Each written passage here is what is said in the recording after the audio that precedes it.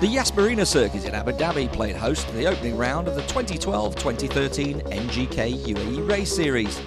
This season sees a shake-up of classes from last year, with the GT class cars now racing alongside a range of touring cars. I would like to thank Dubai Autodrome. They consider us as a main sponsor for, like you remember last year we was just sponsoring the GT.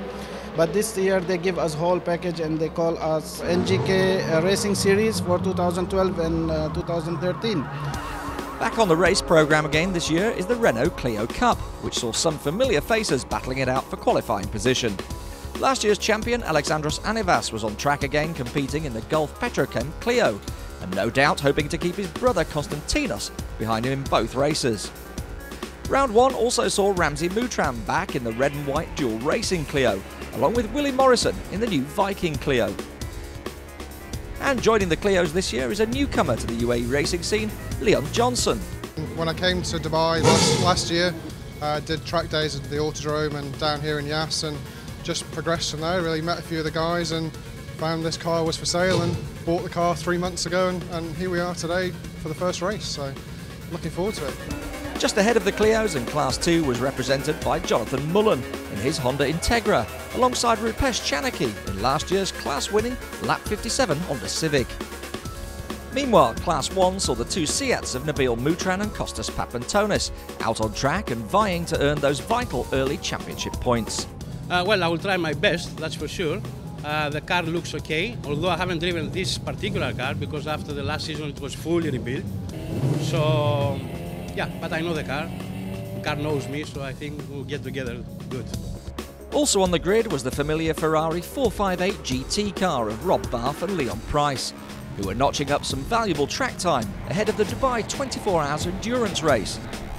So as race 1 got underway, it was the Ferrari that sped into the distance, leaving a real nose-to-tail battle at the head of the touring car field between the two Seats of Kostas Papantonis and Nabil Moutran. However, it was Papantonis who managed to capitalise on his pole position and led the race during the early stages. Behind him and Nabil Moutran continued to hound the Greek driver before eventually passing him mid-race, and from here on he began to build a commanding lead. Elsewhere, Rupesh Chanakhi was getting to grips with his new car and starting to create a cushion between himself and Jonathan Mullen. But the Irish driver was pushing the Honda Integra hard and still managed to stay in touch. Meanwhile, hanging on to the Class 2 cars were the Renault Clios, who were still locked in a battle of their own. Willie Morrison had sealed pole position on the grid and led the Clios in the early stages of the race. But closing all the time was Ramzi Moutran, whose persistence paid off as he eventually got past the bright red Clio of Morrison. Meanwhile, further down the field, Konstantinos Anivas had pulled away from his brother Alex, who found himself struggling for pace throughout the race. And so at the checkered flag, it was Ramzi Moutran who took the victory in the Clio Cup race, less than a second ahead of Willie Morrison, who was chased over the line by Konstantinos Anivas. I managed to get the overtake on Will at the end of the back straight. I was watching him for 2 laps, just braking a little bit earlier than I would, and I figured that was my opportunity, dragged him down the whole straight and then got him nice and clean. He just tucked in behind me and we went off to the Hondas. Some way ahead of them, and Nabil Moutran had managed to keep his lead, if not all of his car, to take the race win, with Kostas Papantonis having to settle for second. They tried to get through the back markers as quickly as possible.